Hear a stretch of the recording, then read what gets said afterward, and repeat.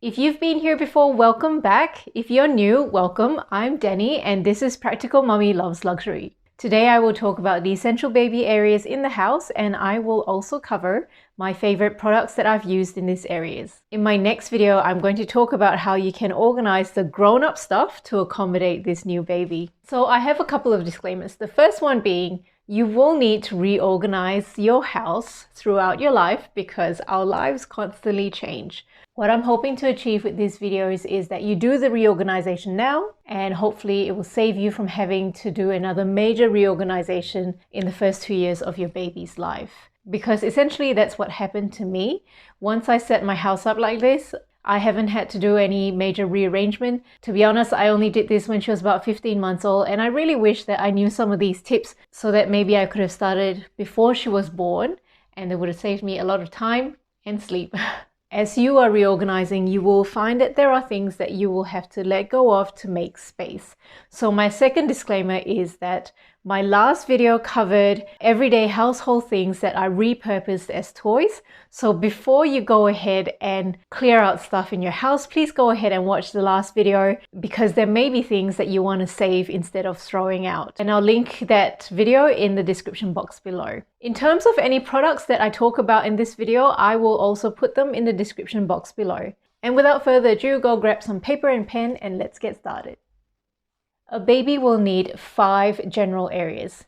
1 for sleeping, 1 for playing, 1 for feeding, 1 for bathing, and 1 for changing. For sleep, the options are to set up the baby to sleep in the parents' room or to sleep in a separate nursery.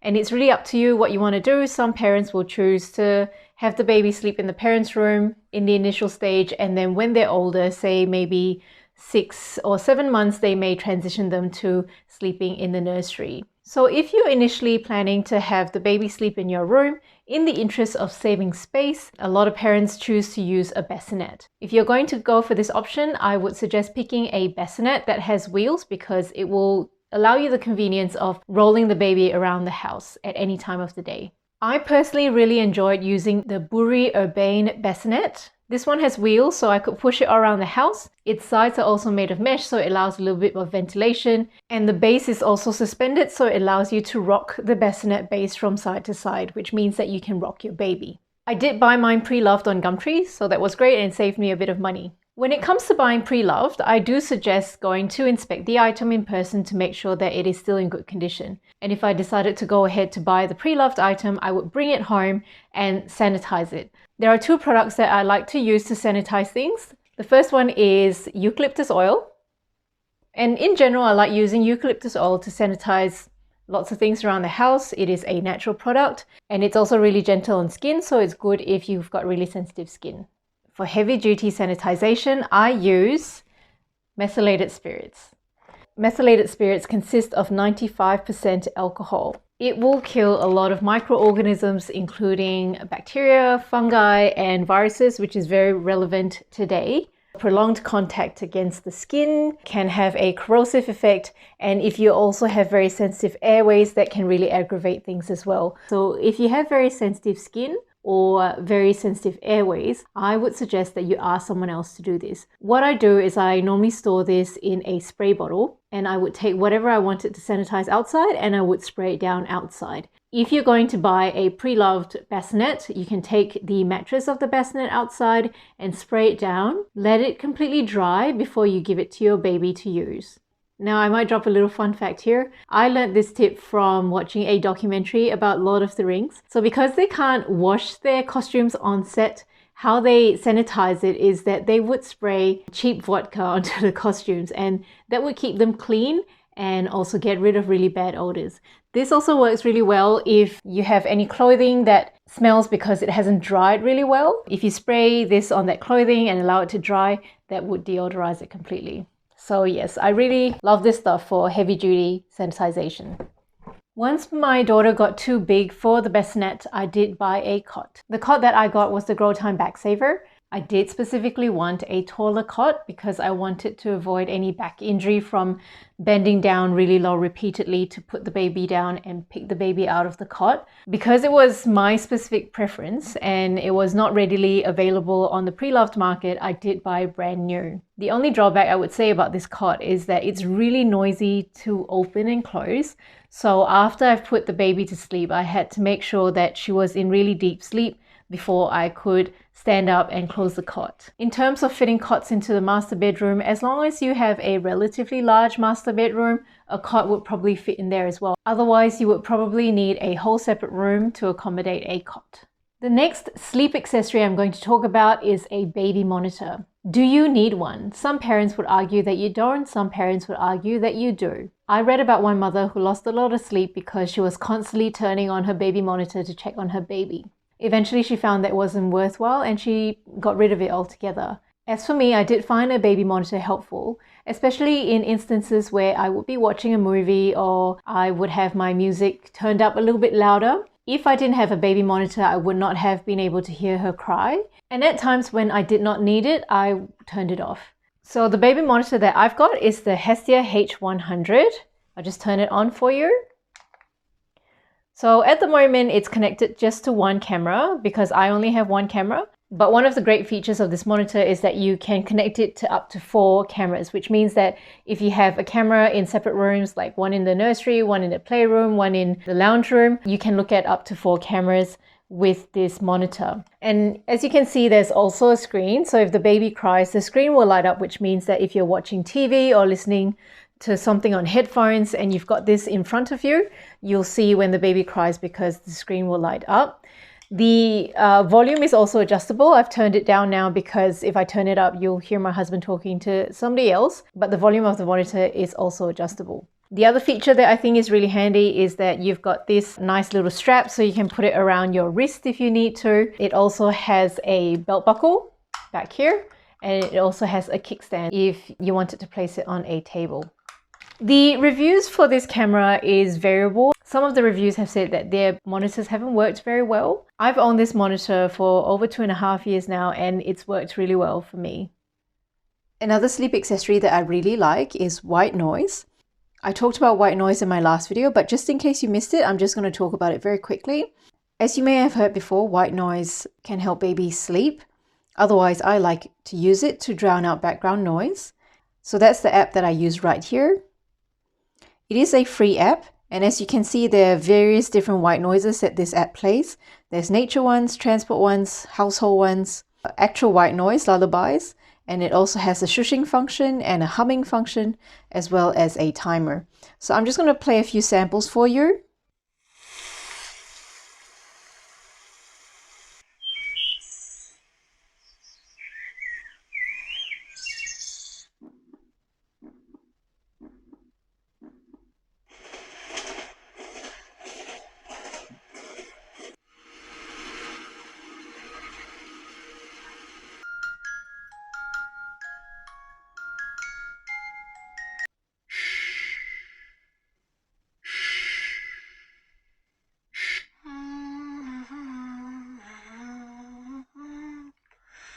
In terms of the timer over here, I think the timer function is very useful because you may not necessarily want the white noise to go all night long.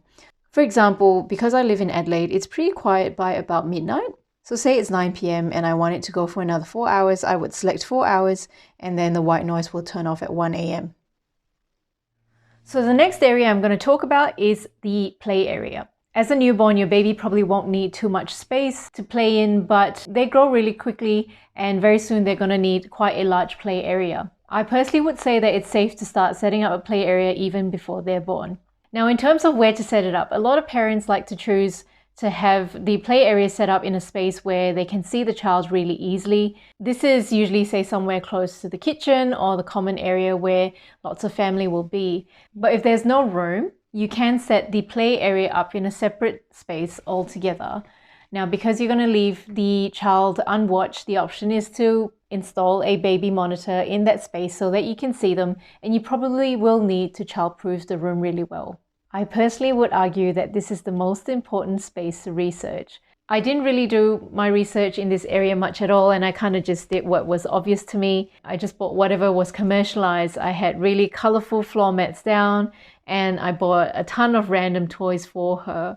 It was only later on that I discovered and understood Montessori a little bit better and decided that this was the developmental approach that I preferred. However, if I understood this earlier, it would have saved me a lot of time and money and sleep, because I would have bought the more appropriate toys and setup to start with. Now, if you don't know Montessori, it is a method that includes self-directed activity and also encompasses a lot of practical life skills. This means that the play environment is set up in such a way that is inviting to the child and they're able to access everything independently. I'm just going to say that I'm not a Montessori purist, so this is not 100% Montessori. If you want to look at a purely compliant Montessori space, you probably need to go and look online somewhere.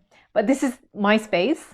So here I've set up a table and a chair that is the height of a child. There is also a bookshelf, which is also at child height. In her playpen, there are also open shelves that are at child-friendly heights. This means that the child is able to roam around in this space and do everything that they want to do without having to ask an adult for help. I will highlight that the fence and the gate around the playpen area is not according to Montessori principles, because a setup like that would inhibit exploration. But I had this playpen set up much earlier, as I said before, and I've kind of just left it in place because it contains her toys. In any case, what I've done is I've disabled the lock on the gate and it doesn't lock anymore. So the door just kind of swings open and close. To tell you the truth, my daughter kind of enjoys doing that. She likes sort of walking through that door. The other thing to observe is that I've used a neutral color palette. So as I said before, I used to have very colorful floor mats down, but I took them all away and threw them out. And I put down these really neutral floor mats and also this very neutral floor rug. An environment like this will promote better attention. So when a child is playing with a toy, it's easy for them to focus on the toy, rather than an environment that's really colorful that can be very distracting to a child. And I guess I kind of experienced that myself once when I was in her playpen, because her floor mats were so colorful, her toys were so colorful. It was kind of like looking at color upon color upon color upon color. And it was truly annoying. If you want the child to focus on a toy, to engage with it, it makes sense for the environment or the background to be a very neutral color. So the next thing I'll touch upon is Montessori type toys. Montessori type toys tend to be toys that are passive and open-ended. Passive meaning that the toy doesn't do anything. It is up to the child to take the toy, use their imagination, and play with the toy. So this would exclude toys that are battery and push button operated, where the child would just push a button and the toy sings a song or does something. It is then the toy that's entertaining the child. Versus a toy that's passive, toys like these tend to promote creativity and can be more immersive for the child. And I've got a few examples here. Play people are lots of fun because it is then up to the child to imagine what they do with the people. Obviously at the start, they're not that creative, so I kind of do all sorts of things to make it funny for her. I have sort of placed them as though as they're climbing on top of each other to get to books.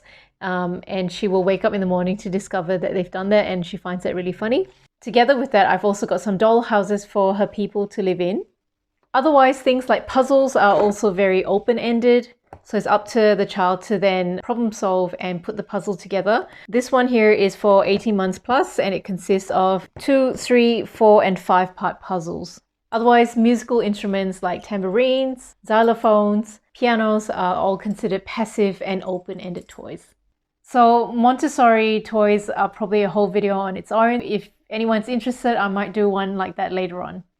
I've kind of gone on a little bit about Montessori. If you're not really keen on Montessori per se, there are other developmental methods as well, like the Waldorf-Steiner and Reggio Emilia. These are 2 developmental methods that I've only heard of recently, so I can't comment on them too much. So getting back to the topic of making room for the child, with the toys that you've seen in the pictures that I showed you, that's probably only about 30% of her toys. So you got to make sure that you do have storage space for your child's toys as well. The next category I'm going to talk about is feeding. So other than a space for you to sit and feed your baby, I mean, that's usually a couch or your bed somewhere. So in terms of where you're going to feed a newborn, that's not going to be too different. However, her feeding equipment will take up quite a lot of space. So if you intend to breastfeed, you're going to need a space for a breast pump and all its relevant equipment. Otherwise, you're going to need room for her bottles and her teats and her bottle covers to dry. You're going to need some room for a bottle brush, and then you will need room for whatever you decide to use to sterilize her bottles, which would either be a steriliser or Milton solution. I just measured up the minimum space required that my daughter's stuff takes up on the kitchen bench. 70 by 40 centimeters or 28 by 16 inches. I'm going to put it on screen now. So there are her bottles, her teats, her dummies. In the jars, you will see cooled boiled water. She's sick at the moment, so some of her medicines like Panadol and her cough syrups out. The medicines get administered with syringes, so they are sitting out to dry. And then there's her formula powder as well. So in that space, you haven't seen a sterilizer, and I don't use a sterilizer anymore. At the moment, I just put her bottles and her teats in the dishwasher together with all the other dishes. I figured that, she's 2.5, she's eating solids, and she's using all our other regular cutlery. I figured that that's fine for us to do now. But for a newborn, you got to make sure that you got space for either sterilizer or a bowl of Milton solution. Next is the bath area, and I'll be honest, the kitchen sink or the laundry sink is way good enough. In fact, I think that is the best option. We did start off with a baby bath and a baby bath bench. We have gotten rid of the bath bench, but I still have her baby bath. And as you can see, I have repurposed it as a ball pit. The issue with using a bath was that once you filled it with water, it was so heavy. So we initially stuck it in the shower, filled it up, but then tried to lift it onto a bench that was of a more comfortable height to bathe her. And then after that, we had to lift this heavy tub of water and tip it into the sink. So it really didn't make sense whatsoever. In the end, it was so much easier just to put a stopper into one of the sinks and we bathed her there. The other issue that I faced with the backrest was when I placed her on the backrest itself, there was once when she arched and she almost fell into the water. That was a bit traumatizing for me. So obviously I never used that backrest again. So I do have a tip for you when it comes to bathing. Now, when it comes to getting shampoos or soaps, go and get the shampoos and soaps that have a plunger. Because you'll be bathing the baby and holding the baby with one arm, you really only have one hand to grab the soap and the shampoo. So it's so much easier just to push down on a plunger, get the product and put it on the baby. Definitely don't get the ones that have a twist cap opening. So the very last area I'm going to talk about is the change area, but I've already done a whole video on how to set up a really efficient change area. So if you're interested, I'll leave it in the description box below. With all that said, I would recommend that at least 50% of your home is made available for the baby to use. Of course, you don't have to, but I think it will be much more comfortable. So the very last suggestion I'm going to leave you with is, since you are reorganizing your house and rearranging things anyway, why not start doing a little bit of childproofing? And I'm not suggesting that you go and install all these locks all over your lower cabinets. What I'm saying is, if there's anything fragile or toxic, start placing them in the upper cabinets. The advantage of doing that is that you don't have to lock those cabinets, and it means that you can access them really quickly. I do have some lower cabinets that are locked and they contain, breakable items and so on and so forth, but I do find it really inconvenient having to unlock them each time. The other issue that I found is that because they are locked, sometimes they can entice the child to get into the cabinet even more, because what's behind these mysterious locked doors? And when you're about to open the door, they're standing right beside you just waiting to get into the cabinet, and obviously that's really annoying. The other problem that I find is that these locks are not foolproof. Sometimes they break, sometimes they fail, which means that you have to reorganize that cabinet again anyway. So as much as possible, I would suggest that you keep as many fragile or dangerous items up high. And of course, I understand that no one can completely leave their bottom shelves just for the child to play with, because that's a lot of wasted storage space. For me, I have a couple of cabinets that are locked and the other cabinets that are completely unlocked. In those cabinets, I have less dangerous items, so my daughter's cutlery, her cups, her bowls, her sippy cups, her water bottles. I have some plastic containers, paper bags, stuff like that. And she enjoys just opening up the cabinets, pulling them out, putting them back. And that seems to satisfy her curiosity enough for her to not try and break open the locked cabinet. So in summary, you're going to need some space for the baby to sleep, to play, to feed, to bathe, and to change. And while you're doing all this rearranging, I would suggest that you start putting more dangerous things on the top shelves. So that's all I have for you in regards to essential baby spaces. The next video is going to be how to tidy up mom and dad's stuff. Once again, thank you so much for watching. If you have any questions or comments, please leave them down below. And if you haven't already subscribed, I would love for you to subscribe, and please hit that notification bell as well so that you get notified every time I upload a new video. And I look forward to seeing you next time. Bye-bye.